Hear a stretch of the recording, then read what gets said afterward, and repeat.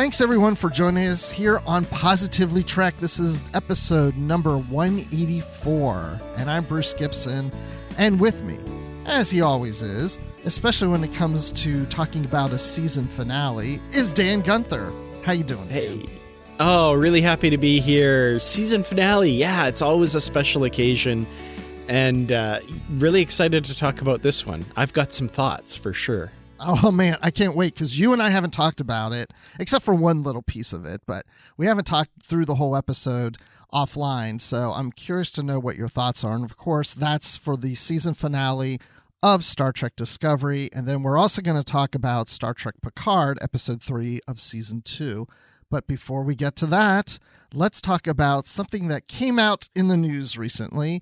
We have James T. Kirk joining Strange New Worlds in season 2. And Dan, I have to tell you, the first announcement I saw of this was from you posting on Facebook. Oh, really? Wow. I always feel like I'm really late coming to the big announcements. So that makes me happy that I scooped you a little bit on that one. You did. And when I saw that, I thought, is this a rumor that you're posting about? Ha ha, like laughing about? And then I had to go search. I'm like, oh my gosh, this really is true. That we're getting Kirk in Strange New Worlds, played by Paul Wesley, who is best known for The Vampire Diaries, which I've never watched. Have you watched that show at all?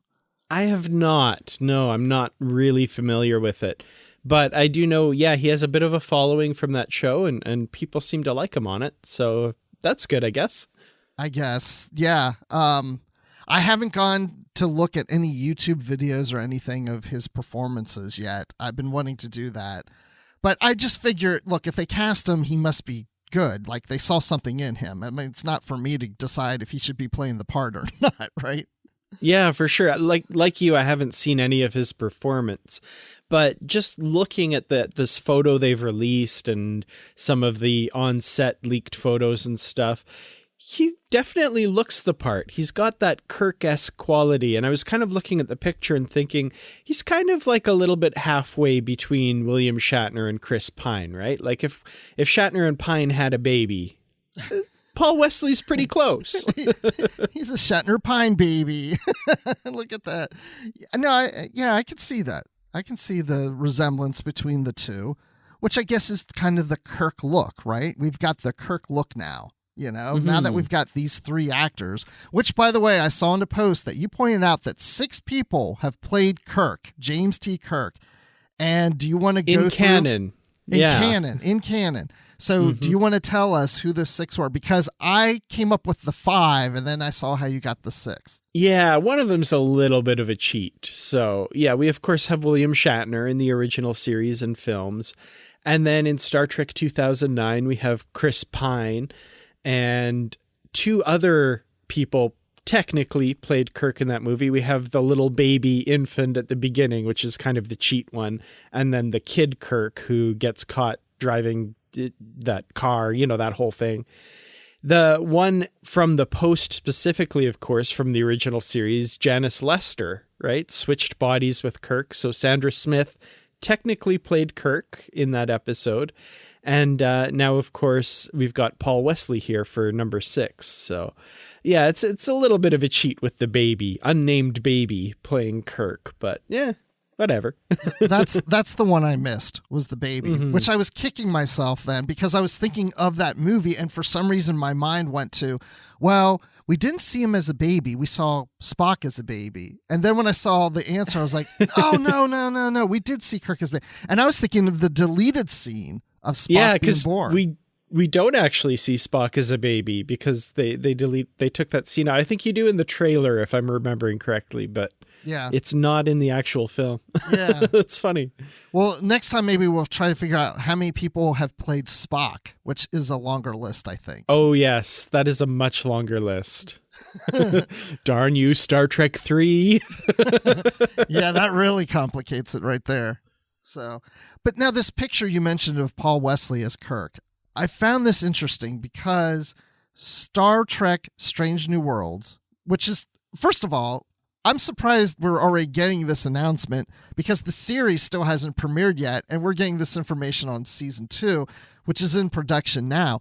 I really thought that there was a good chance we would see a Kirk eventually in this series. But I was thinking, I mean, I don't know how many seasons this will go, but I was thinking it would be sometime like in a later season, or maybe they'll save it for the final episode or something. They'll do something like that.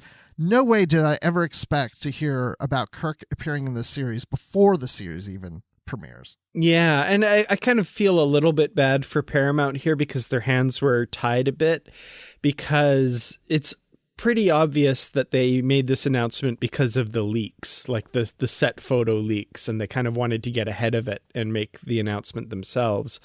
I really think that if that hadn't have gotten out, this would have been more of a kept secret until at least closer to when the character gets revealed. So basically, yeah, there's some tweeted photos of Kirk on set, filming on location in Toronto somewhere, I'm assuming. And yeah, they just wanted to get ahead of that. Interestingly, the pictures of them in Toronto on location, he's got a different badge than the Enterprise badge. So maybe some hints there as to how we see Kirk when he finally shows up. Okay, good. I'm glad you mentioned that because I noticed that too. I also noticed that the stripes on his sleeves indicate that he's the rank of captain. So Kirk is a captain. I'm assuming it's within the time frame of Strange New Worlds, which would be in second season, I guess, around 2260.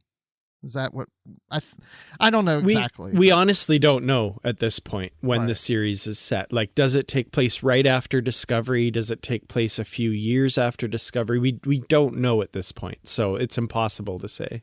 But at least we know it's before the original series. So that means that Kirk is captain before we see him in the original series. I'm assuming based on this photo that he's a captain of a different starship. Presumably, yeah. It'd be kind of cool. I was thinking back to the Christopher Bennett novel that came out. Was it last year or the year before, where he's in command of the Sacagawea?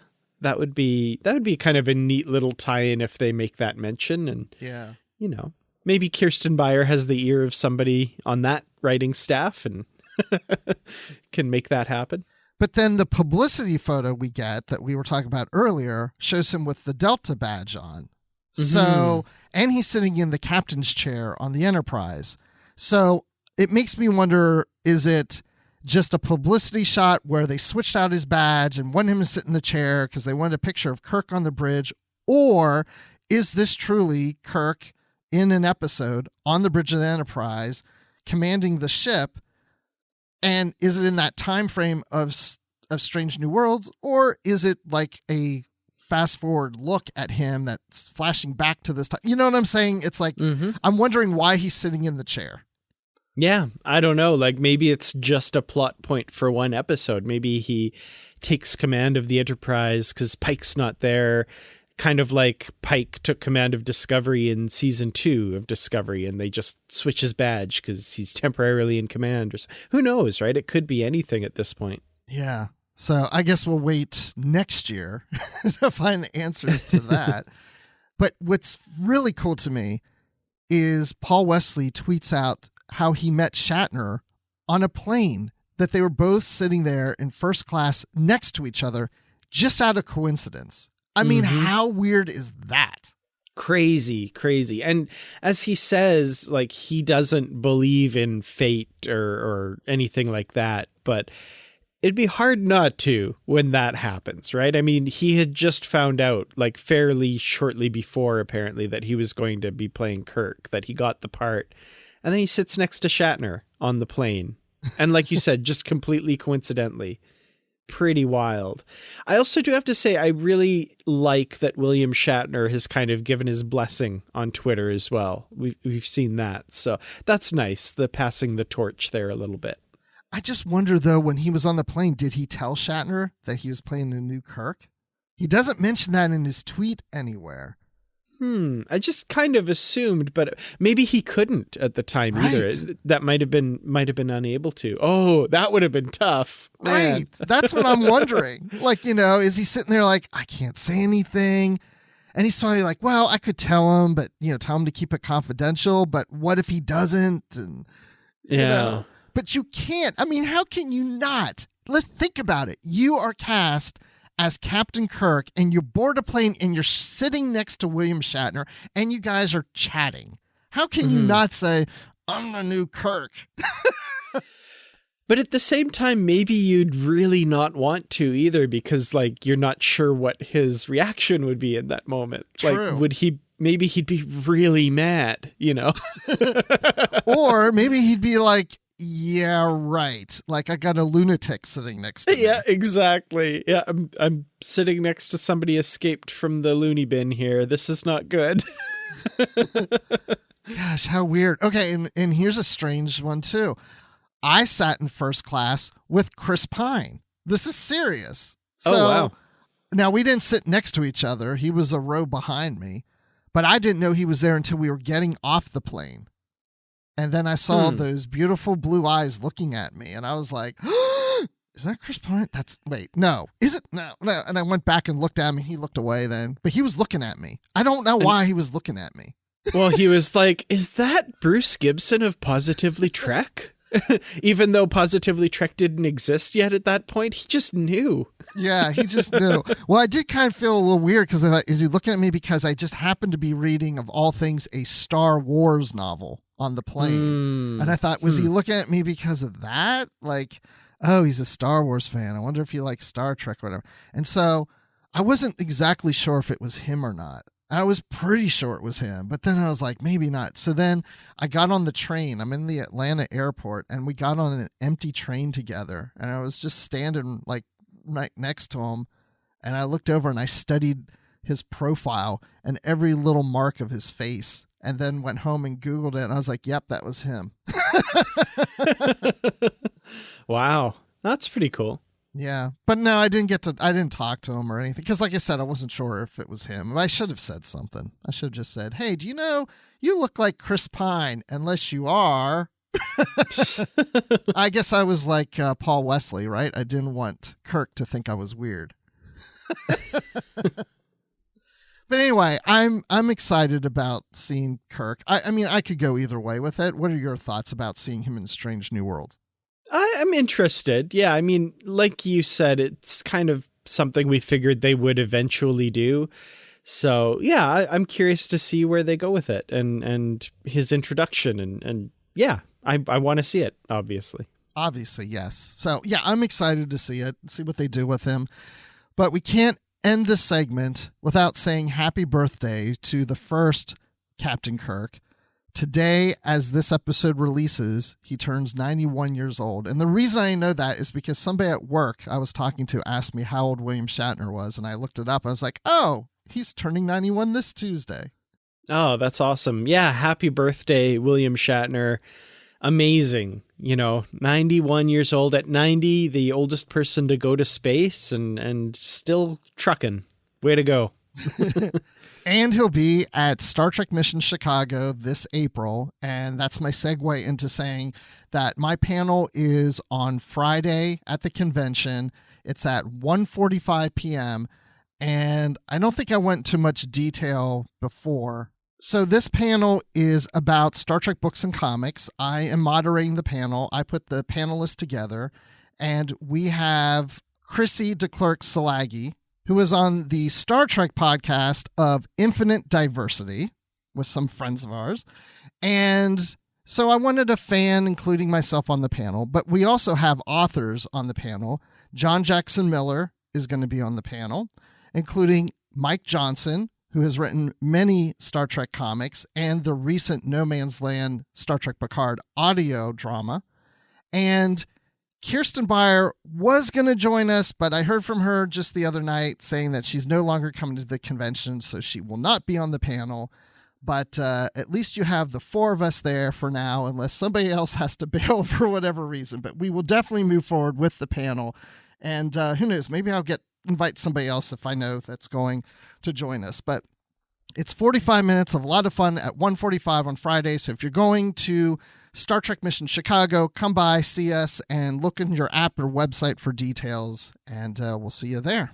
That's awesome. I really wish I could be there as well. That's going to be amazing.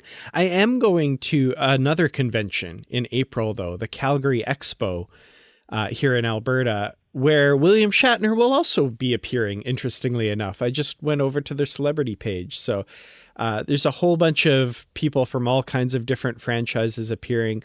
From Star Trek, William Shatner, Brent Spiner, and John Delancey. So that's kind of cool. You know, I might get a signed picture of him from Picard in his kind of silver fox look. That would be cool. That's cool. Yeah. But I'm, you know, a bit of a betrayal here. I'm actually really mostly interested in seeing Ming-Na Wen, who will also be there. So, you know, big Book of Boba Fett and Mandalorian fan as well. And yeah, I have this art print of her that I really want signed, and I think that's going to be pretty cool. Yeah, and by the way, and you know, if you guys ever want to meet us at these conventions, just tweet at us or email us. You can email positivelytrek@gmail.com and just ask, you know, I mean, because I love to meet people, especially who listen to the show here, because you hear me talk. I never get to hear you talk, right? And absolutely, you're yelling at, screaming at me on the show about something, I'm sure, at some point. Yeah, always happy to meet people who know us from Positively Trek or Kurtrats or whatever, right? You know, so yeah, if you're going to be at any of these conventions, anybody in the Calgary area going to be at the Calgary Expo, I'd love to meet you. So yeah, reach out to us. Yes. Twitter @Positively Trek as well. There you go. So, well, let's get on to talking about these episodes of Discovery and Picard. We'll be right back. Lito, Kahim. Some days I don't even know how to wake up. Love always ends in grief, but we can't let the pain do this to us. He'd have done what you're doing right now. He'd have stopped me. I know. Why isn't he here to stop me?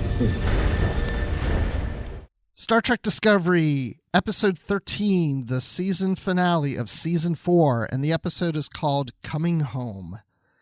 And I would have to say that, yeah, I think that's a good title for this episode. It made me wonder a little bit, too, because after I watched the episode, I'm like, isn't that kind of like a spoiler? Well, I mean, really? I don't think it's much of a spoiler. I think we knew the broad strokes of what would happen, and Discovery would eventually go home. I don't think that's much of a spoiler.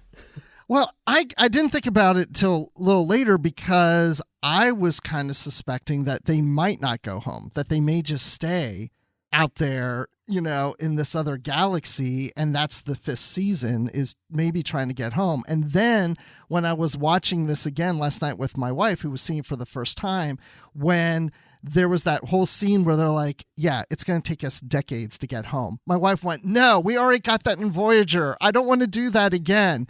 And I thought, yeah, she doesn't know that they're actually going to make it back. And I thought, well, the title is Coming Home. Well, you're also looking at the title a little bit singularly, right? Because it could mean multiple things. And in fact, my first thought seeing the title was thinking about Tarka, right? Because the universe he's trying to get to, he's referred to as home throughout the season.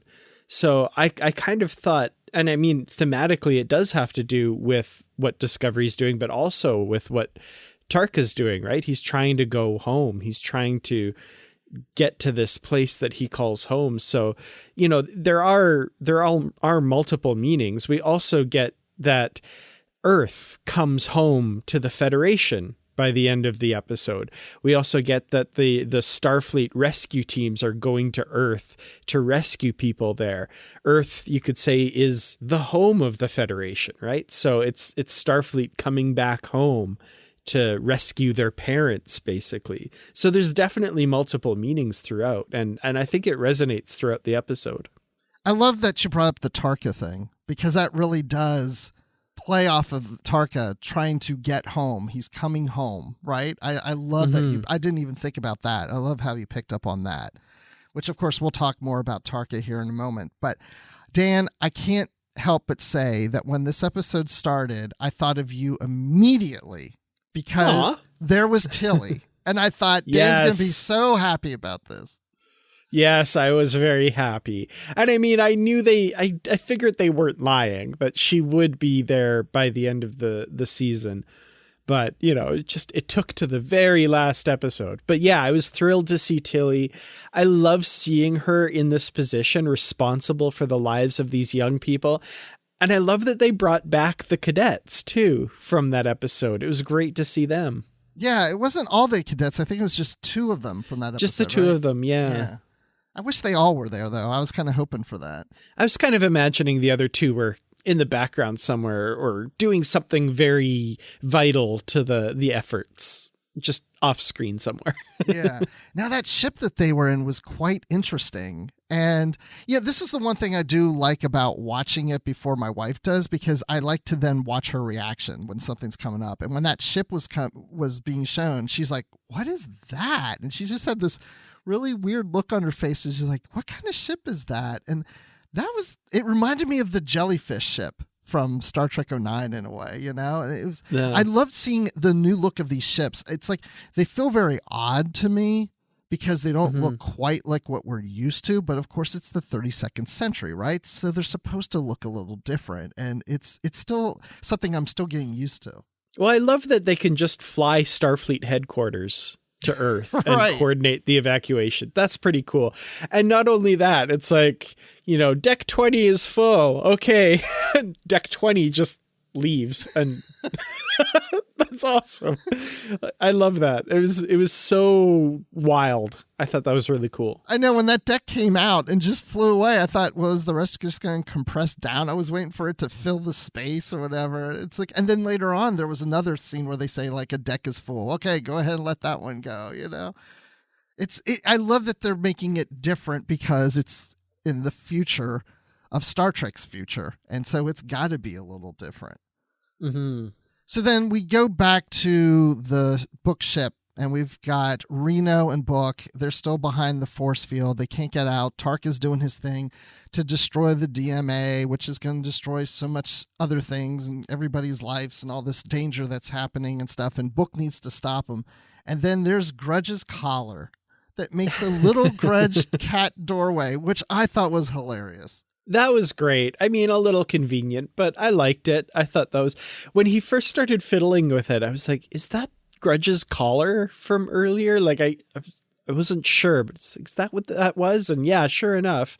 And I love that. Yeah, it makes just a little kitty door in the force field. That was great. Right before that happened too, I was like, oh, is it just going to make a little cat door? And it went, boop. I was like, yes. I wanted to see them crawl through it. Yeah, me really too. The look that Reno gives Book was just about all that I wanted, but I would have also loved just to see them trying to wiggle through it. I know. I was really hoping for a scene where Reno is trying to get through it, and it's taking a while, and Book's like, hurry up. And her looking up, and I'm like, really? Like, why don't you come down here and do this faster? I'd like to see you do this. Something a little snarky like that. And then General Ndoye confesses that she is the one who was communicating with Book's ship and released the plasma stuff that allowed the ship to go towards the center of the DMA or the power source of the DMA and such. But this character I find quite interesting. I like and don't like this character because I don't like what she's doing, but I get it. I said that on the last episode. You know, you're in dire need. Your planet's about to get destroyed.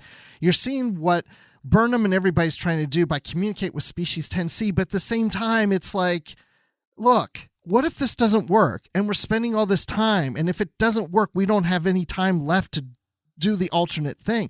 So I can understand her desperation because, yeah, she's a general, right? She's going to call an order, and I can't blame her for what she's trying to do or what she did. But I love the fact then when Burnham and the president are questioning who did this, she confesses. She says, yeah, I did this. I had to do it, and I'm admitting to it, whatever. And I applaud her for doing that. How do you feel about her?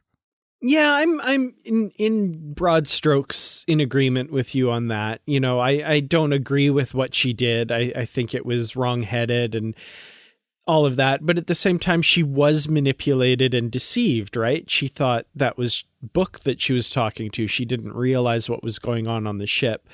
At the same time, I'm on record last week saying like she was seeing the progress that was getting made, and the fact that what she did could very quickly and almost nearly did undo all of that progress, I think was grossly irresponsible. And I do admire her for stepping up and telling the truth and not trying to back away from responsibility for what she did. So yeah, definitely a bit of mixed feelings on that for sure. Yeah, mixed feelings. That's what it is. Because even as the episode's going on, I'm thinking we're only in this place because of her now. Like all this stuff that's going on, like especially when the president says to her, you know, we had them. They were going to shut them down. Like we were that close. We were there, you know, and it's almost like this knife that just goes in her heart. Like, it's because of you that we're all messed up right now. Yeah. Well, let's be fair. It's because of Tarka. Well, you know, yes. she was a pawn of Tarka. Definitely a lot of responsibility, but it's not squarely on her shoulders. That's true. But she did kind of team up with him in Book. So, But anyway, then we also have this scene later where we see Tarina and she reaches out telepathically to species 10C. And I started to worry there because here we go, Dan, back to the whole thing where there's a couple that's falling in love with each other. And I think that one of them's going to die. And I thought something's going to happen to Tarina. I know. This was one of many moments in this episode where I thought, yeah, well, we'll get to the other ones. But yeah, I thought there was definitely a possibility that we might lose Tarina here. I would have been very upset if that was the case, but the scene was really interesting. I love when she reaches out and the entire field around them just changes color immediately. Like they immediately react. I was like, whoa, that is cool. That was a really interesting scene for sure. It made me also think of the scene of Spock with V'ger trying to meld, you know? It also made me wonder, why didn't they try something like this earlier? But it was because it's so dangerous, too. Yeah, you know? Like it's pretty obvious that, it didn't really work all that well. Like it you know, and it was very dangerous and almost killed her. Yeah, so no, this was a last-minute desperation attempt. That was definitely not why you would definitely not try that to begin with. That would be a very bad idea. Yeah, no. But she survived, and all's good, and so happy for her for that. So, because then the Discovery then has to try to get out of the orb, and of course they don't have the mycelial network to use to get, but you know, Stamets and Adira, they all come up with this idea that, well, you know, if they're still, and the energy that going into, by accessing the spore drive, it creates enough energy that could help give them enough energy to propel themselves away from the orb, something like that, right? Am I at least close on that? To destroy the orb, to break it open like they did with the plasma. Yeah. Which then they get away. And the interesting thing is that 10C didn't try to recapture them. Like they saw that as a sign of hope that, well, you know what? Maybe they are still open to talking to us. Yeah, I thought that was interesting that, the Discovery's free now and the 10C are basically like, let's see what they do. Like that's kind of the feeling I got, was they were kind of like, okay, this is weird, because we find out that they're one, that they're kind of a collective, right? They don't understand initially that each person is different. So what Book and Tarka are doing, or what Tarka's doing, I should say, with Book's ship and the Discovery, they don't see them as separate. They see them as one thing. So they're kind of like, well, you're doing this, but you're doing this. What's going on? And then this is where I think they're starting to kind of understand a little bit that, like, okay, let's see what happens now.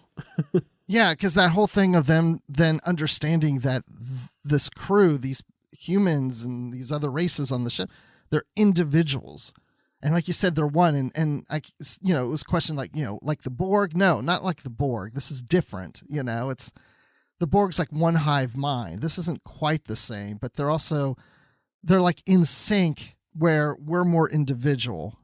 but I was glad that 10C seemed to understand that fairly quickly. Mm-hmm. And I also think it gave Discovery the chance to also prove to 10C that Book and Tarka aren't with them if they go and stop them. Right? Yeah. So now they're going to go and try to go back and try to stop them. And it also proves to 10C that they're not all of the one mind, right? They all do individual things. Yeah, for sure.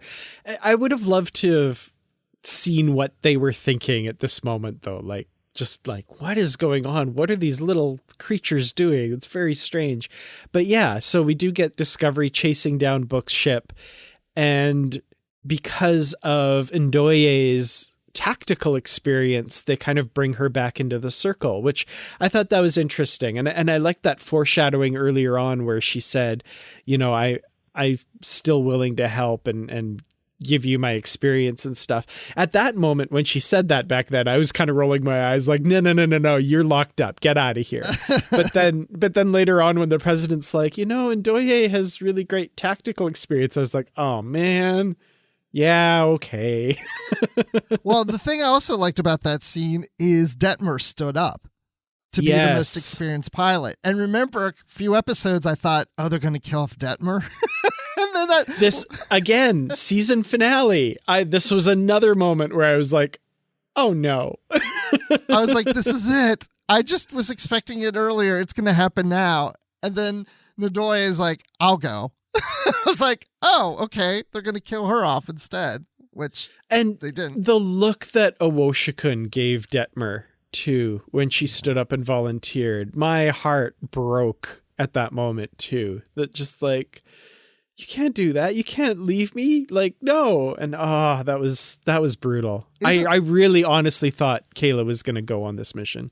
Yeah. Isn't it amazing that look of don't go is so easy to understand without a single line? Because you could just hear it in her face. You're not going to do this, are you? Don't go. Don't do this. Yeah. Oh. Oh my gosh. Yeah. And then she would have to be somewhat responsible for bringing Detmer back, you know, like, and you're going to put this on me, you know? Oh my gosh. So yeah, let's talk about that. So, Ndoye takes the ship to crash into head-on collision with Book's ship. And I'm glad in a lot of ways they established right away they beamed her off in time and didn't leave that as the mystery of like, did she survive? Did she die? Or, I mean, they immediately said, okay, we beamed her back. She's back safely. And Burnham's like, great, make sure, you know, beam her into sickbay. So it's like, okay, she survived. But I have to say that scene with Book and Tarka was very crushing. Mm-hmm. I didn't think about it the first time I watched it, but the second time I watched it, as Tarka is crying his eyes out of having to try to get home and how important this is. And in the earlier conversation where Tarka's trying to convince Book that all his loved ones, they exist in the other universe. And Reno's like, they're not the same. You know, even my wife is in the other universe and it's that, but that's not my wife. You know, they're different people. And Book's like, yeah, they're not the same. And then when he's on the floor with Tarka and telling him, you don't even know if your friend is there. We don't even know if he made it. And Tarka's crying. And this is the thing I noticed the second time it didn't the first time. The way Book holds him is the same way that Tarka held his friend. Oros. Oros.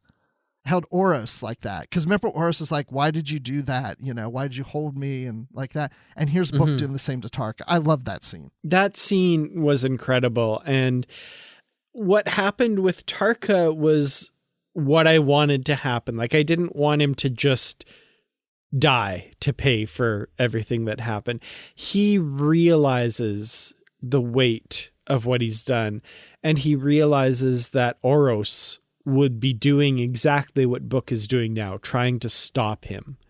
And I'm not necessarily, I don't have a lot of warm feelings for Tarka. I have some sympathy for him, but he's caused so much suffering and put so many people in danger that, you know, I'm not very totally sympathetic to him. But that moment where, you know, Book says, what would Oros be doing right now? And Tarka says he would be trying to stop me.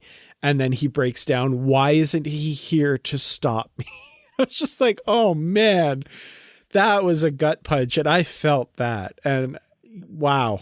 This actor, first of all, I've sung his praises already this season, but for a character that I really do not like, man, does he ever do a good job of making me not like the character.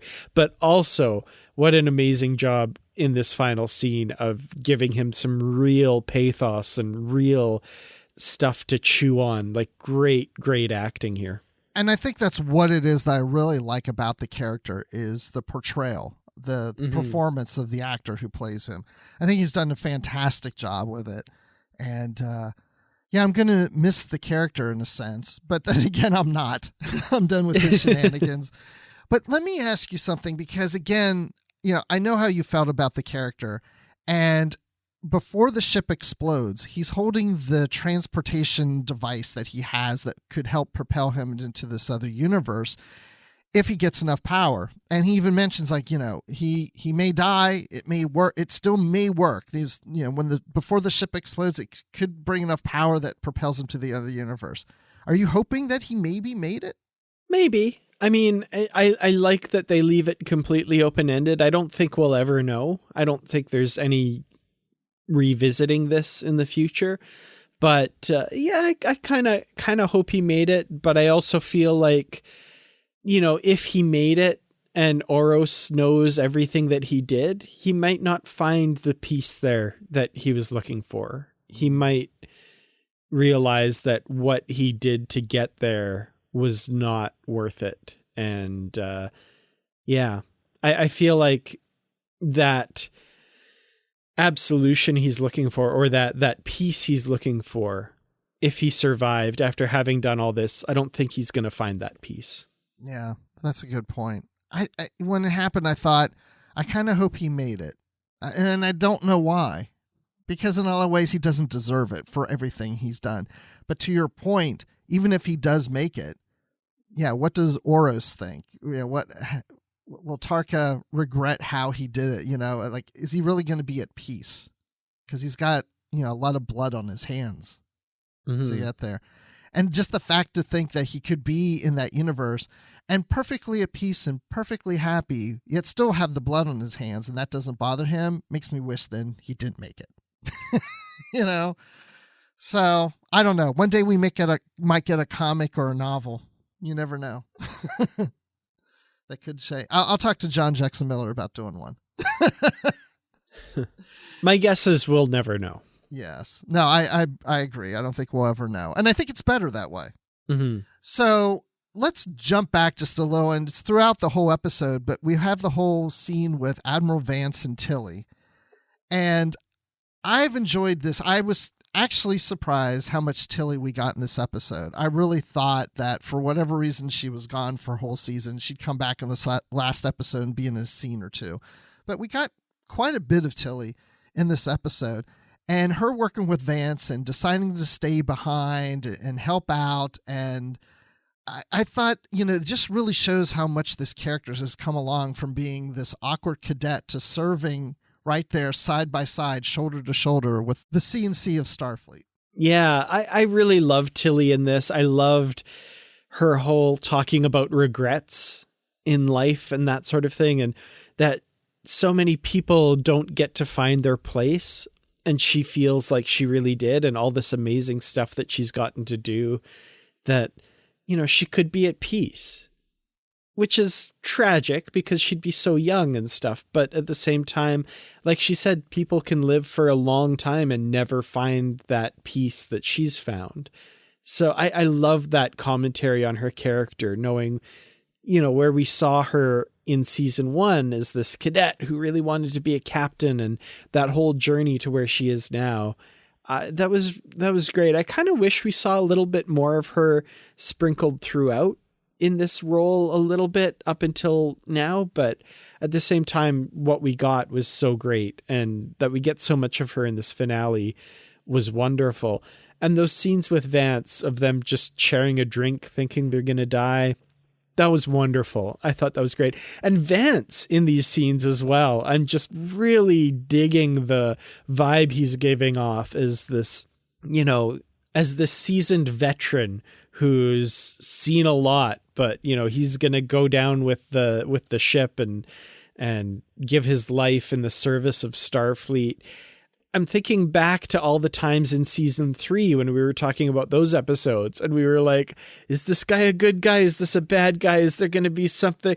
And he's such a good guy. Like there's not a whiff of Badmiral about him. Like he's just the best Starfleet admiral. And I like how he has this bond with Tilly through this experience that even when she would say something, he'd give a smile or a little laugh. Like he was enjoying his time with her. You can tell he has a respect for her, especially after what she's doing here. And like you said, sharing the drink with him, it's like they were just two buddies hanging out there at the end, like, hey, we did it. Woo, this is fun. And I'm thinking, well, yeah, they've also had some drinks in them too. So that helps a little, but just seeing the two of them together like that was really special. Yeah, I feel like after this, she's going to like hold the record for making lieutenant commander for the quickest, because like she deserves a promotion, obviously, after this performance here. And then, okay, am I correct in assuming this? The USS Mitchell is named after Kenneth Mitchell, the actor who played the Klingons and stuff in Discovery. Oh, that makes sense. I never thought of that, but that makes a lot of sense. Yeah. Because I remember the actor saying that they're going to work him into season 4 in a special way. He said that like last year. Oh, okay. And I kept waiting for that him. Makes sense. That makes sense. Because I was kind of wondering, I was thinking it wouldn't be Gary Mitchell. Like that didn't end well. I thought that too, yeah. And then I kind of forgot and I didn't think more about it, but that absolutely makes sense. Yeah, for sure. That didn't occur to me until after I watched it the second time, because I was like, is it named after Gary Mitchell? That's just kind of weird. And then I thought, oh, no, I bet it's Kenneth Mitchell. That's it, It's got to be. That's awesome. So anyway, I just wanted to throw that out there because I had thought of that. And then we've got the crew, of course, beaming down to this planet, to the surface where they're going to communicate with 10C. And there's that whole conversation of describing themselves as individuals, and they're making their speeches as Saru's typing things in. So, I mean, I guess the thing is that scene kind of played out the way I expected it to, that 10C is going to understand and stop the DMA. But the other thing I expected was earlier in the episode, before Tarka's ship blows up, they're trying to beam Book back to Discovery, and it's too late, and Book is gone. And I thought, no, I bet 10C grabbed him and has him, and we'll bring him back. And sure enough, that's what happened. Did you think the same thing? I hoped that was the possibility, but at the time I actually did think that maybe he was gone. But it was so good to see. I don't even care. Like, I don't even care about the death fake out. I'm so glad that Book's not gone. Yeah. Now let me ask you this, because he makes his speech to 10C that gets them to stop, because they've said, oh, we'll be more careful. We won't go into any planets or anything that's inhabitable. He's like, no, that's not good enough. It still brings destruction, still brings danger, all these things and stuff. But the thing about it that was bothering me throughout the whole scene is he didn't have his cuts on his face like he did earlier. Did the transporter, did the 10C like heal his face? Because if you look at the scenes before that, he's bleeding. He's got cuts all over his face. Yeah, I didn't notice that at all. I didn't notice that, but I really liked Book's speech to the 10C. And of course, I mean, we're Star Trek fans, right? We're drawing all the obvious parallels. I'm thinking in this scene of, barges full of garbage and quote unquote recycling that show up in the ports in Southeast Asia. That's the remnants of our North American and Western societies. They get all our trash and all that kind of stuff. That's kind of what I was thinking about through this whole scene. And Book speaking up for the little people who are paying for all of this destruction that the higher levels that these more advanced whatevers are piling on them. I loved that allegory here. I thought that was incredible. Yeah, I did too. As I'm watching, why doesn't he have scars on his face? Anyway, but no, I enjoyed that too. And I also liked how he pointed out to them that, you can't hide behind a wall. It won't keep you safe. It's like the danger's still there, and you're just killing lives, and for something that's not really going to keep you safe. And that we're one big galaxy, we're one big universe, we're all one, which is funny because the 10C do think of themselves as one and not as individuals. And we all have a place in this. But yeah, it's very much Star Trek, very much a Star Trek speech. And I mean, I just also felt for Burnham just seeing Book appear and she's like, is it you? Are you real? Because yeah, like, I don't know if this is real or not. I can imagine her thinking that. It was just great. In the moment I had I didn't think obviously this was happening, but I was like, how cruel would that be if because Burnham's saying there was one of them and he was my one and blah, blah, blah. And Book appears and then the 10C are like, is this what he looked like? Our holographic recreation of him was this him? Huh, cool. Oh, how cruel would that be? Yeah. But obviously that's not happening. Or if that's not him, is it him? And they show Tarka and she's like, no, it's definitely not him. But then, of course, everything works out and they use the last time of a wormhole to take, that they used for the DMA. They're going to use that wormhole to send them back home, which is great that they don't have to spend decades getting back, which I know my wife was relieved too, that we weren't going to get stuck there. So we go back home and there's Tilly and they have this little reunion and everybody's hugging and jumping around. And to me, it just feels so real because it's probably that's how this cast just feels together all the time. Right. Yeah, that was great. That scene felt very real to me as well. They're so much fun when they're happy and things are going well. I love it. And speaking of happy, Saru and Tarina actually decide that, it's okay to take the chance, and they hold hands. And were you happy to see them get together? Yeah. And of course, at that same spot where they watched the sunrise over Navarre last season. That was a nice kind of bringing it full circle when people first said, ooh, those two are kind of cute together. That would be kind of neat. They're back there again. And that's where they decide, yep, they changed their Facebook status to in a relationship. So good for them. Yes. And speaking of where things started, President Rillick and Burnham are standing in a place where things started with them, where President Rillick questioned if Burnham's ready for command and that sort of thing earlier in the episode. And she says, you're now ready. You would be ready to command Voyager. And Burnham's like, yeah, that's great, but I don't want Voyager. I'm staying right here. She gives the same answer she gave in the first episode when the president said, you're not ready. She says, I wouldn't take it anyway. And she says, no, I'm still not going to take it. That was great. And then, of course, Book. After this whole thing happened, I wasn't even thinking how Book is going to have to pay the price for all this, and it's like, what is going to happen with Book? And then, so he's assigned to help families that are displaced by the DMA. So he's going to be separated from Burnham, which I like that they did that because it also leaves the door open for them to get together later in the next season or something, that he's just not locked away and she's never going to see him again. Mm-hmm. I like this. I've seen people online saying oh, he wasn't punished enough kind of thing. I disagree. I think that makes sense. He's contributing back to society. He's basically assigned community service for what he did. I think that makes sense. Some people want their pound of flesh and they want to see people punished. And I don't know. I feel like this is more reasonable and more fitting for what he did. I do too. And also, he was instrumental in getting rid of the DMA by talking to Species 10C. And they know that he was being played by Tarka, like maybe in the beginning he was, doing his own thing and trying to, but I think they know that Tarka is really behind pushing Book to this and conning him into certain things and lying to him without realizing what was going on. I mean, I can understand how people think the punishment should be more, but we don't need him punished that much for this series to bring him back.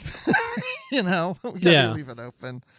So, but then it ends with the president of United Earth coming to visit the Discovery crew, and the shuttle doors open, and there's the president, who I don't think we ever got a name for the president, but I know the actress's name is Stacey Abrams, because here in my home state of Georgia, she has run for governor, and she's an activist, and she's a huge Star Trek fan, and I was surprised, amused, and a little annoyed to see her there.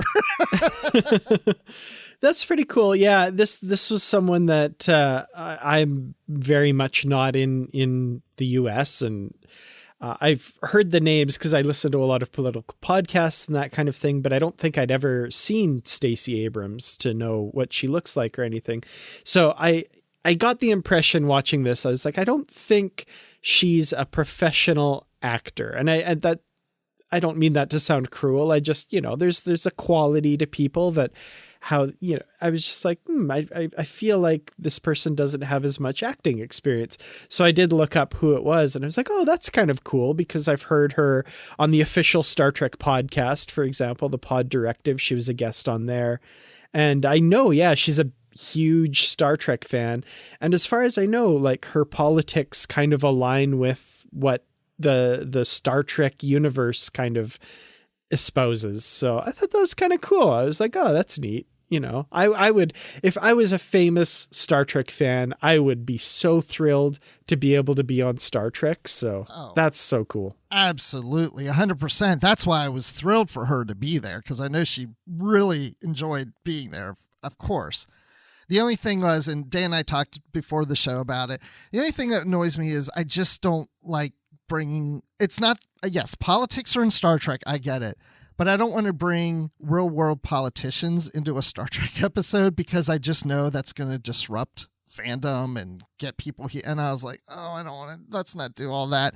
And because I live in Georgia, I do hear a lot about Stacey Abrams and Brian Kemp and the feuds that gone on with them and the parties and stuff. And Star Trek's, my escapism. So when I see the real world come into it, what I see on the news all the time, it just kind of goes, now I'm going to have to hear about this. Because I've told some people about it, and, I get different reactions from people, and I just don't like that. But I did enjoy seeing her there. And especially the second time, I don't know. I love the message it shows, because here is today a powerful Black woman here in America that is fighting the cause for what she's trying to do and fighting against the system. And we portraying her, she's the president of United Earth, but we're just showing that, at this point in the world of Earth, I'm looking at the shuttle bay and I see three powerful Black women standing there. And then when we get a close-up of Earth later, we're seeing Africa. And I love the message that sent too. It's just like, hey, Black women, Black people, Africa, you're just as much important as anybody else. Absolutely. Yeah, no, it was a good message and very fitting, I think, in what Star Trek and Star Trek Discovery has kind of represented. So yeah, I was glad to see that too. Regardless of, like you say, even who the person is who's in that role, the fact that the president of Earth is a Black woman, I thought that was terrific. Absolutely, yes. So congratulations, Stacey, and hope to meet you someday. So jealous. I've already planned that if I ever run into her somewhere, I'm going to call her Madam President. Ooh, I love it. And I know she'll get that. At least I hope she'll go, oh, you must watch Star Trek. And I'm like, oh, heck yeah, I do. So, yeah. So final thoughts. Final thoughts.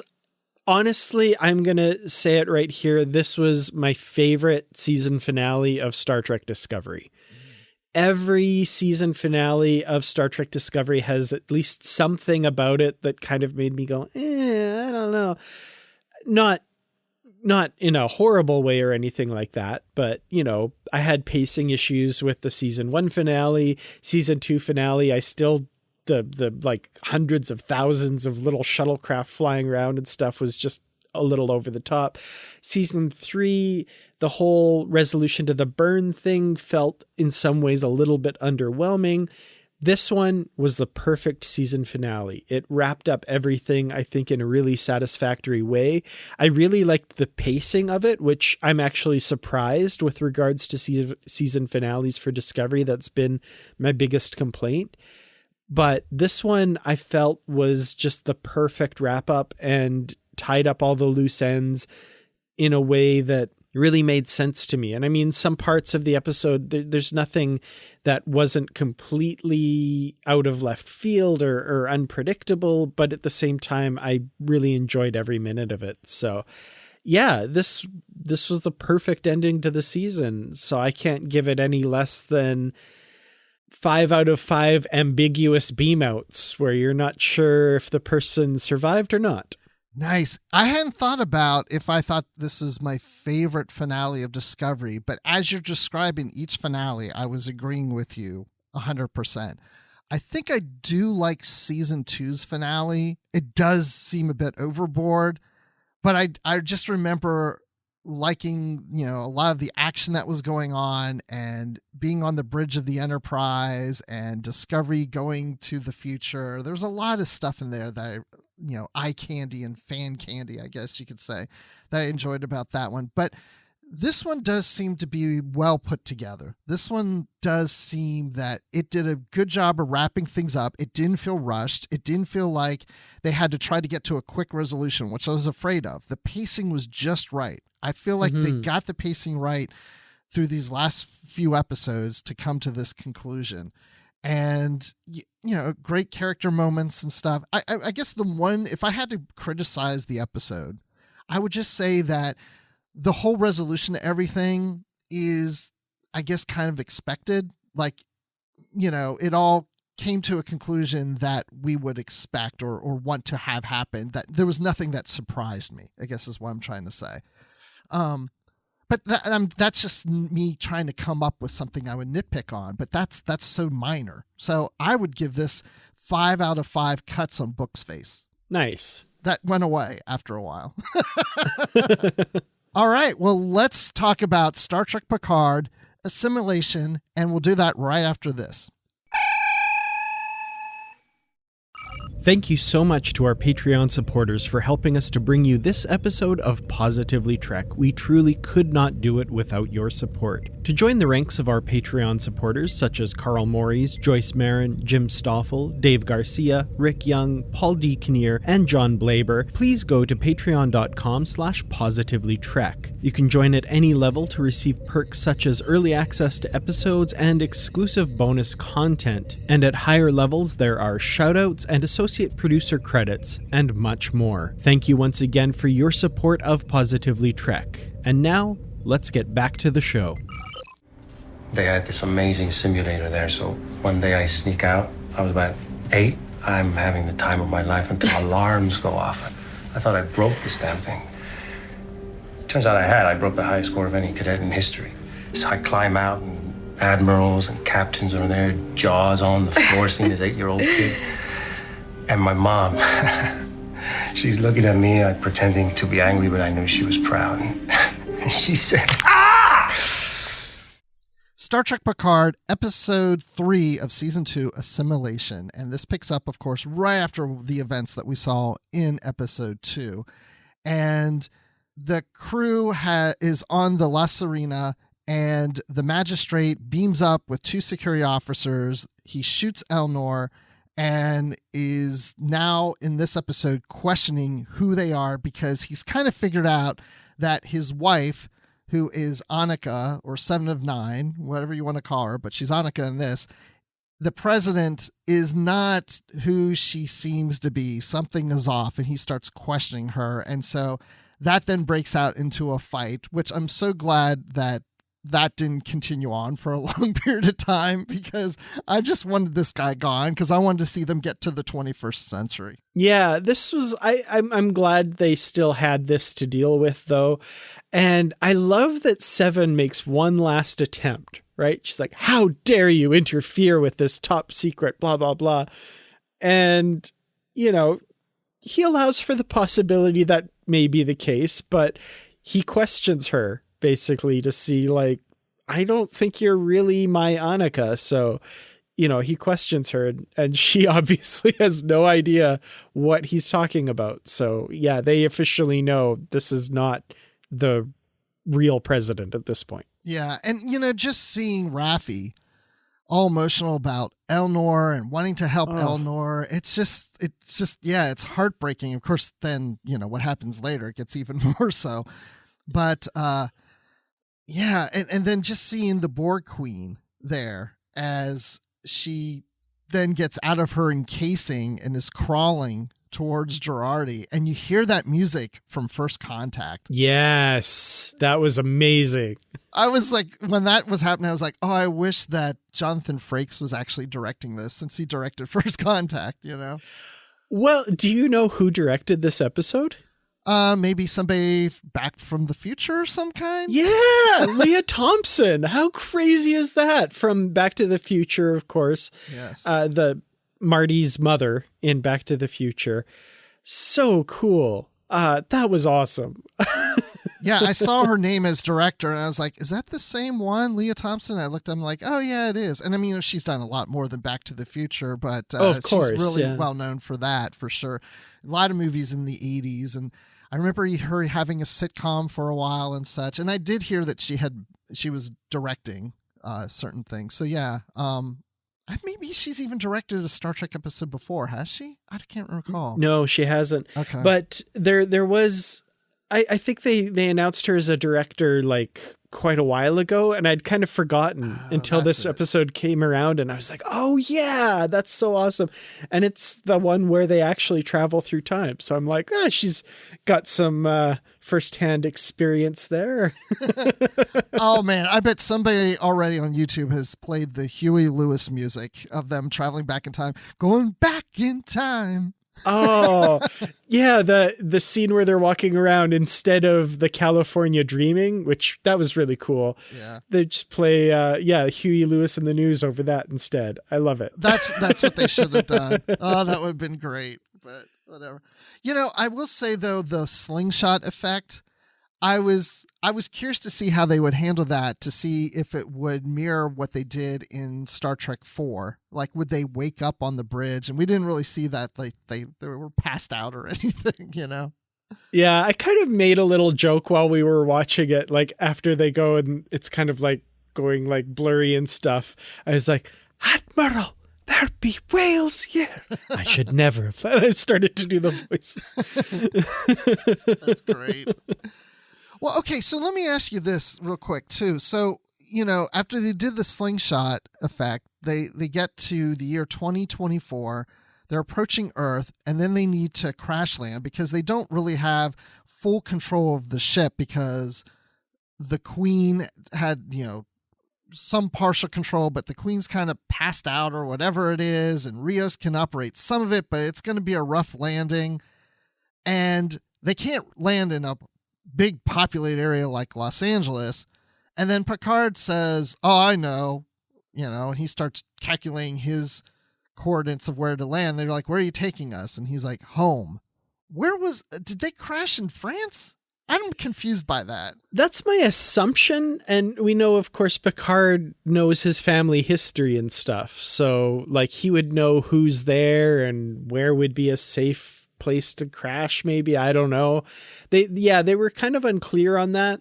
It also makes sense that like it's the middle of the night wherever they crash, so it makes sense they'd be in Europe on pretty much the other side of the world from LA, which is in the middle of the daytime when they beam there. So yeah, that was my assumption, that it was like the Picard estate in France, in some place he knew was uninhabited or something. I don't know. Maybe we'll find out more about that next week, but it seemed a little mysterious. It did. And because he said home, and that's what I thought. Oh, he must have crashed like in his vineyards of his, ancestors or whatever. And then I thought after they crashed, I was like, oh, this is going to be really interesting. He's probably going to meet his ancestors. They're probably going to wake up hearing this or something. And I thought they'll come to the ship and there'll be these scenes of him trying to explain to his ancestors what's going on. And me, I was like, oh, this is going to be so cool. And we didn't even go there. So yeah, maybe we will in another episode, but if they don't, I think that would be a missed opportunity, because I think it'd be fun to see him talking to his ancestors.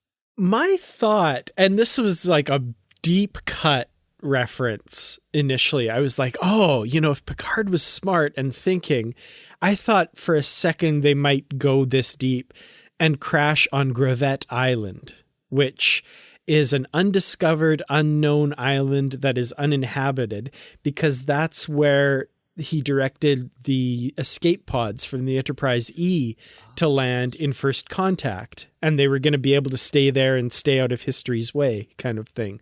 So I was like, oh, that would be cool. But unfortunately, well, I mean, as far as we know, that's not where they are. And It doesn't make sense that he would call that home. But, for a second, I was like, oh, if I were Picard, I know exactly where to crash, but I guess not. That's a good one. I like that. I wish they would have gone to the island. That's a good call. I love that. See, that's why I like talking to you, man. You got it. You're deep into this stuff. I didn't even think of that.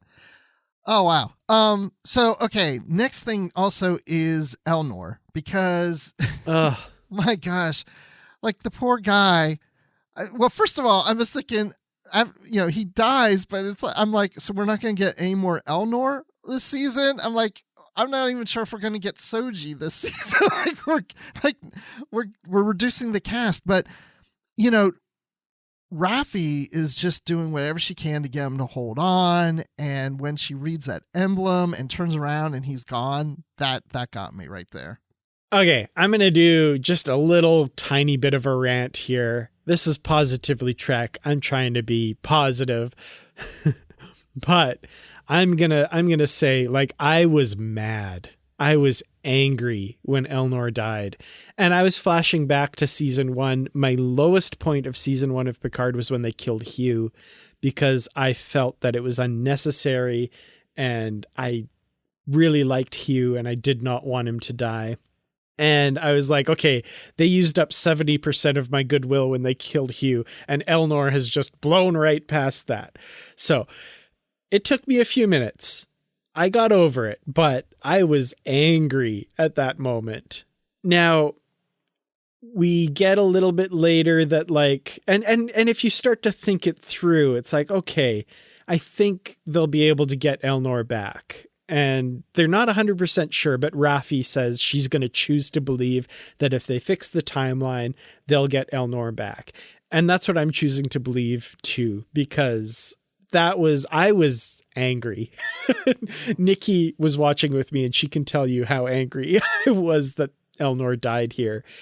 And if you think it through, it makes sense, because everyone died in the explosion when the Stargazer exploded in the original timeline and Q pulled them out and whatever, So if they fix the timeline, they'll be back to that timeline where Elnor is very much alive. So I'm like, okay, all right.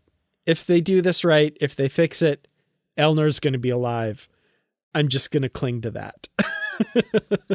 That's interesting. Yeah, I didn't have that reaction at all. I just felt for Raffi in the moment, because I just assumed that we will get Elnor.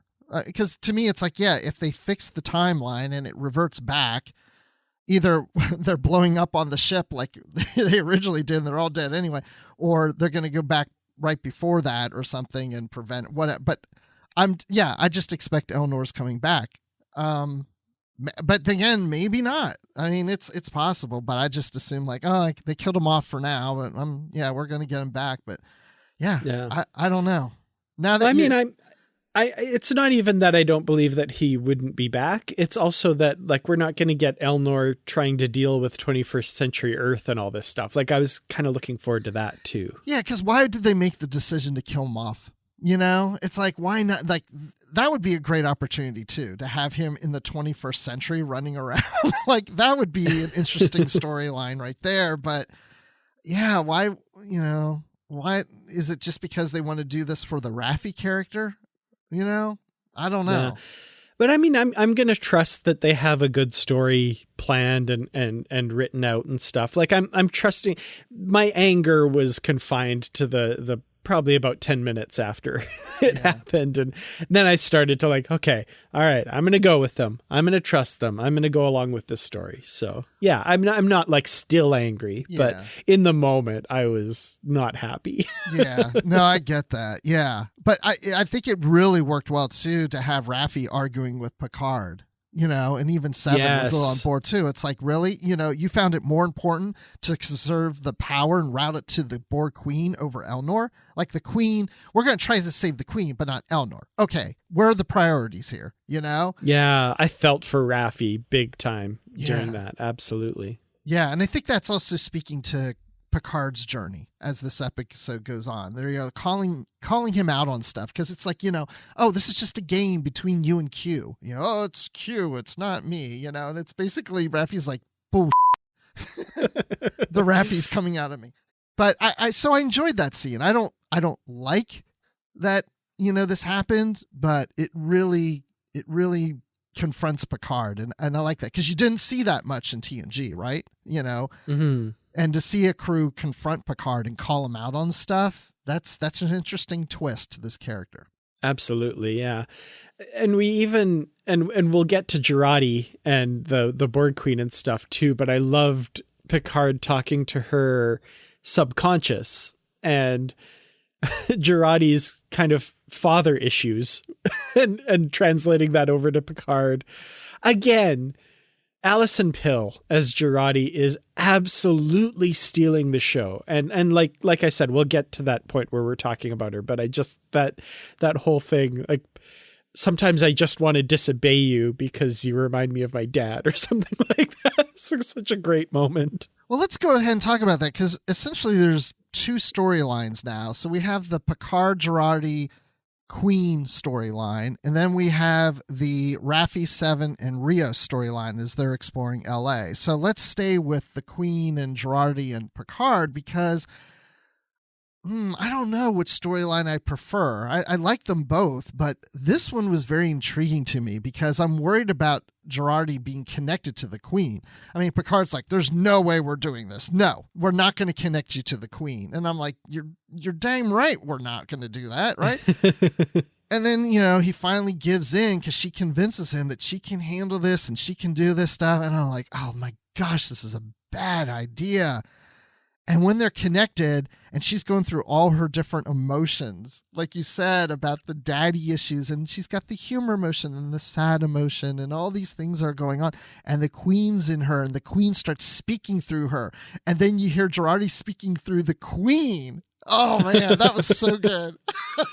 That was incredible. And like, just as an acting exercise too, like the different emotional rooms, like I could see an actor's workshop, like that being an exercise that they do or something like that. Like that was great.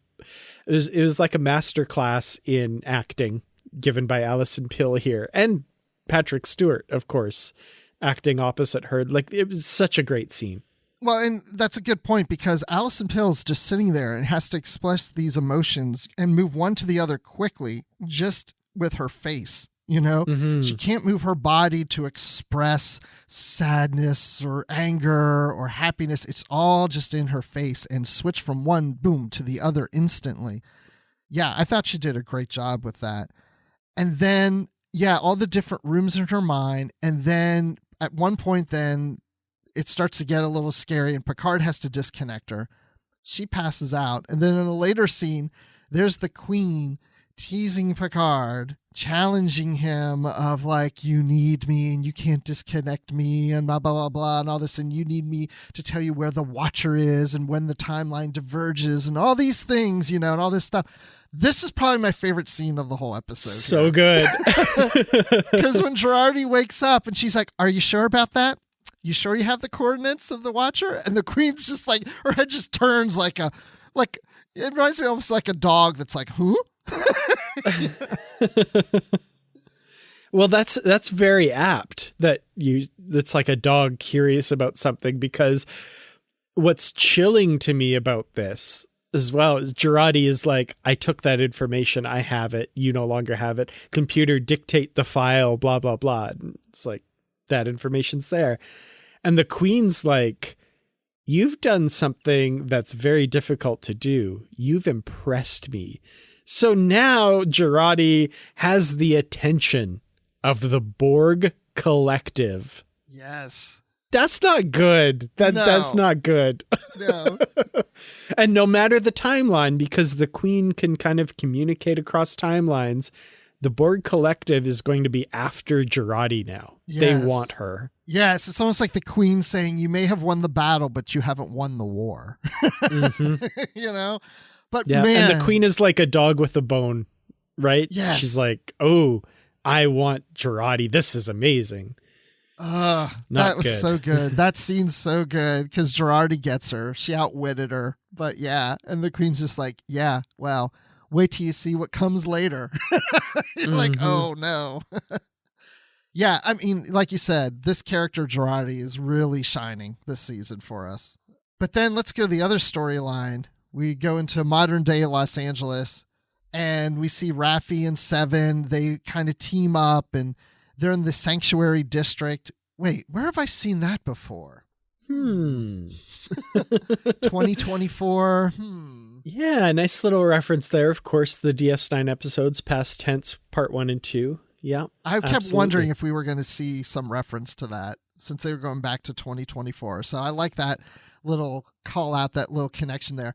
But then Rios is beamed in and he's, the fire escapes just miss him and he falls, boom, down on that sidewalk and you see the blood coming out of his mouth on the sidewalk. I'm like, oh no. And my wife watches, she goes, oh, this is not good. Yeah. When he fell initially, I was like, ouch, that looks like it hurt. And then I remembered we're not in a superhero movie and these are real people. And yeah, he's really hurt. Yes. Well, let me ask you something real quick. This whole idea of finding the Watcher in Los Angeles, when this message was brought to them in this previous episode, and in this one, they're going to search for the Watcher, I keep thinking it's Guinan. Like, and maybe it's not, but I just keep assuming, well, this is Guinan, right? Guinan's there. Like, I don't know. It may not be that's the case, but I keep assuming it's Guinan. And I keep thinking, why isn't Picard saying, it might be Guinan? I don't know. Yeah, I mean, it's possible. That's one theory that's out there. But yeah there's nothing that says it definitely is or definitely isn't. So, but for some reason in my mind, it's like I'm just convinced every time they say the Watcher, I keep thinking, yeah, Guinan. And then I'm like, well, no, I guess it doesn't have to be. But for some reason, I'm convinced it's Guinan. But we'll see. Well, one thing they say, and I think it's Raffi that says it, maybe, that the Watcher, maybe it's an alien or something not of Earth on Earth at this time. And I'm like, okay, well, let's make a list, shall we? So at this time right now, you have the possibility Guinan could be there. She's not from Earth. We've got maybe some sort of remnant of the Henry Starling tech that he stole from Voyager with the Future's End part 1 and 2 episodes of Voyager. And then I was like, okay, what else do we have? We have a Vulcan on Earth from Carbon Creek in Enterprise. And there's possibly more that I'm not thinking of, but those are the 3 that kind of popped into my head immediately. I was like, okay, are any of those in LA? Is Guinan in LA? Is Mistral in LA? We know that the Starling tech, that was in LA as well. So maybe there's something to do with that. If there's anything left of that, I don't know. So yeah, I don't know. There's possibilities. I haven't even thought through these. As you're talking through them, the first thing came to mind was a Vulcan from Carbon Creek. That was the first one that came to mind. And then another one came to mind that you didn't mention, which I'm now hoping is the case. Gary 7. Oh, yeah. Gary 7 could be there. Absolutely. Yeah. I think it would be cool if it's Gary 7 and maybe they do a spin-off series like was originally intended when Gary 7 was in TOS. Mm-hmm. And depending, of course, as we've already mentioned, on when this takes place, I don't know if we get a month and day. I'm not sure if they mention anything, but I know Sisko and Bashir are, of course, in San Francisco in September. So, yeah, we'll see. Well, yeah, because they're going to go to the Markridge Tower, Seven and Raffi, to get a really good signal so they can scan and find maybe some kind of alien detection of something to find this Watcher person. But then they get this weird reading from Rio's badge. Is it Morse code? What's going on? And then you see in the medical clinic that he's in, the kid's tapping his comm badge, playing with it because he found it when they brought Rios into the clinic. I have to say that I really enjoyed the clinic scenes with Rios and Teresa, that whole thing, because it seems so familiar and down to earth, and the interplay between him and the other characters, and the cookies, and getting his comm badge back. I loved all this. That was great. And even the getting some insight into Rios's past and his experiences as a kid, and he's recounting this story, and it's getting all of a sudden crack. Cool story. Because she's resetting his bones in his hand there.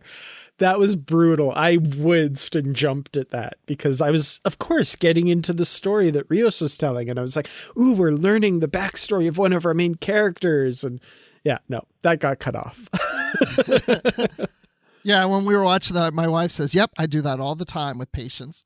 Oh, man. Wow. Yeah. But I mean, I kept thinking, too, about how in Star Trek 4 takes place in a hospital with Chekhov and, Kirk and McCoy, they're pretending they're doctors. Then we see Rios pretending he's a doctor. And, I don't know if that was trying to be a call out to Star Trek 4 necessarily or not, but I just love the fact that he's in a hospital type. Well, it's not a hospital, but a medical clinic type setting too. Yeah. And yeah, I enjoyed it. Yeah, I feel like the call out might have been a little earlier when Picard's like, no hospitals. Like, I've read reports. I know. Yes. I know what we need to avoid. That's not good. McCoy cured this one woman and regrew her kidneys, and the temporal investigations people had a lot of work to do with that one. Yeah, in some ways it's kind of interesting that Rios doesn't look around and stuff like, you're going to use that on me? Or like, just looking at stuff as being ancient equipment, but... I mean, if you're going in the past, you don't expect it to be modern day equipment that you're used to. Yeah, for sure. But yeah, and the police coming, the immigration police coming and taking him away and Teresa away. And I'm just like, oh, okay. This reminded me of Prodigy, because then the camera focused on his badge on the table where Picard's like, Rios, he's calling him and stuff. And then it goes to black. And I'm like, oh, I can't wait for the next scene. And then the credits come. I'm like, it's over?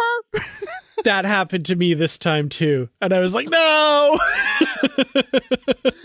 I'm like, you do this to me on Prodigy all the time. No. Oh, yeah. I was shocked by the ending, just that it came so soon, or it felt so soon to me, because I was really getting into the story. And...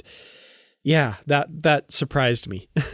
Yeah, and it was also great just to see these scenes of Latinos and they're speaking Spanish and stuff, which we haven't really seen anything like that in Star Trek. And in a lot of ways, we don't have a lot of Latinos or Hispanics in Star Trek like we should, and it was just great to see that too. So I really enjoyed these scenes, and I really enjoyed the whole episode. I think I like this episode better than the last one. That's a tough one for me. Yeah, I'm having a hard time comparing just because it's such an ongoing story. But we're definitely into a different phase of the story now with the fish out of water and them in the past and that kind of thing.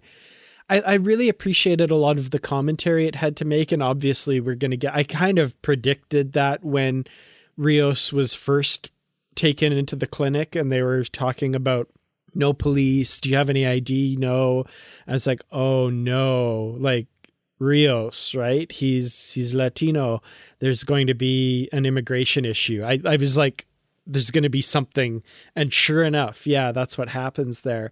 And then, of course, the other social commentary we see, like you said, the sanctuary districts, the people living in desperation there, the fires on the hills around LA. I'm like, we really are in bad shape. Like, this is not good. And just the way they starkly put it, where they said, like, so many people living like this and it's still going to not collapse for quite a while yet. Crazy. And I was like, wow, yeah, we're headed for that, aren't we? I think we really are. It's Star Trek social commentary at its finest here. And it's not good. That reminds me of something I said to my parents, which they don't get the whole Star Trek thing, even though my dad used to watch the original series way back in the day. But, you know, we were talking about what's going on in Ukraine with Russia. And I said, yeah, one of my parents said, well, we hope it, doesn't continue and get something even bigger. I said, well, in Star Trek, we're supposed to get into World War III here soon anyway. And now watching this episode is like, are things really going to play out the way Star Trek has portrayed things may play out in the 21st century? I hope not. Well, at least in cases of that. Making contact with the Vulcans is fine. We'll take that. Yeah, for sure. Can we have all the good stuff and none of the bad stuff, please? Yeah. So how would you rate this then? Yeah, I'm really enjoying this whole season, and I love this episode. There's so much to like in what's going on, and so many unanswered questions. It's so hard to rate like chapter 3 of a 10-chapter novel, right? But yeah, I'm just gonna keep going with how much I'm enjoying this season so far, which has to be 5 out of 5 really compliant security guards in LA skyscrapers. He's big, heavy set. I don't remember the name he says. Remember. That guy? Yeah, that guy. Yeah. That was great. He's not funner than me. I love that. That was good too, yeah. And it's like, I think it was Seven says, "Oh yeah, my girlfriend or my fiance," and Rafi's like, "Wait, what? We're calling ourselves that now?" You can just tell she's like, "Wait, we're going there? Huh? Is that real?" And that's the other thing I want to call out real quick is Seven saying how more relaxed and accepted she feels, that people look at her accepting because she doesn't have the Borg implants. I mean, that's saying something there too. Yeah, there's a couple moments for sure where like because in the future, everyone looks at her and sees that Borg implant, and everybody knows what that means. And she knows that that's the first thing that anyone thinks when they look at her. And she's free of that now and experiencing that for the first time since, she was 4 years old or whatever. That's amazing. I love the way she played that. I'm glad you brought that up because she played those scenes really well. Yeah. It's like people are accepting me without judging me because of something, how I look or whatever, it's just, that says so much too. But yeah, I love this episode. To your point, it's hard to rate each chapter, I mean, we don't do that in a book. We read the whole book and judge the book, right? But I'm going to go ahead and say that, yeah, I think I was enjoying this episode a little more so than I did the last episode. It's becoming fun and also very interesting. And then the whole Girardi thing with the Queen and outmaneuvering her, I really love that. And the Rios scenes in the clinic were great too. So I'm going to say I'm giving this episode 5 out of 5 emotional rooms in Girardi's mind. Nice. Great rating. I love it. But we'll come back next week with our review of episode 4 of season 2 of Picard. We just have one new episode next week. We're not doing a double whammy like we are right now. I'm kind of excited for that. Like, I love Discovery and this season was terrific, but I'm kind of excited to just be able to focus on the one story for a little while anyway. Yeah, me too. I think so too. But yeah, it's been a fun ride. Enjoyed Discovery. Can't wait till it comes back. And looking forward to next week's episode of Picard. But in the meantime, Dan, if people want to reach out to you or find you online, where can they find you? You can find me on Twitter. I'm at Kurtrats. That's KERTRATS. I'm also on youtube.com/Kurtrats Productions. And of course, in the Positively Trek discussion group on Facebook. Oh, yes. What a wonderful group of people in that group. So if you're not part of that, join us in the Facebook group. It's a great group of people. We also have a Goodreads group that shows our upcoming novels for our book club episodes. And you can find me on Twitter at Admiral_Rex. That's Admiral with the underline Rex. And you can also email me at Admiral_Rex at yahoo.com. My daughter's always like, who has Yahoo emails? Even though they do too. But anyway, I've had my Yahoo. I have 2 different email accounts with Yahoo, and I've had them since 1995. Wow, there you go. For a long time. I've got a bunch of email addresses out there, but Gmail and all that stuff. But if you want to email the show, positivelytrek@gmail.com, and follow us on Twitter and Instagram @positivelytrek. And thank you again to our patrons on Patreon for supporting the show. We can't do it without you. There are some costs involved in keeping the show up and going, and it helps us to cover those costs. So we really do appreciate it, and we appreciate all our listeners here to the show. And so that being said, Dan and I just want to tell you to go out in the world today and stay positive.